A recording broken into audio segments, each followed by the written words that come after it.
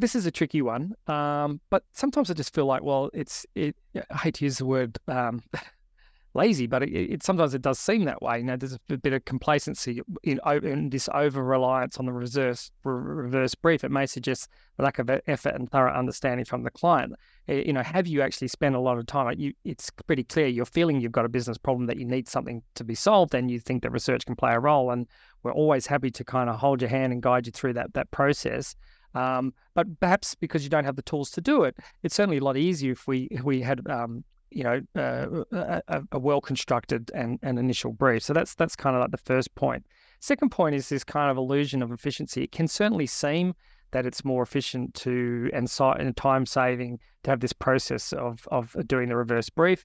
But the whole drafting and revising a reverse brief often extends the time. It takes time for us to interpret that and then to play it back and repeatedly check for alignment and understanding. And it puts the onus onto the agency to essentially capture and write the brief, which adds, ultimately we're going to factor that in some way in terms of our own costs and how we cover that. So I think that time with the agency that you're going to spend talking about the brief and the understanding, it's better spent pressure testing and clarifying a well thought out and written brief. So if we have that as the start point, it's not that we don't want to kind of, understand the needs and ask clarifying questions and get to the nub of the business problem. We certainly want to do that.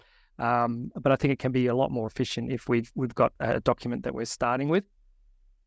And then there is, of course, this risk of misinterpretation. We can have a conversation, we can read it one way, and without that vigilant thought and review, we might inadvertently both land on an incorrect interpretation, which obviously has a risk as well. And then, of course, we've got the dreaded scope creep, which has implications to budget issues. Many a time I've sat in a reverse briefing and sat there with a client and talked about the problem and talked about some of the potential solutions and getting into that solution space.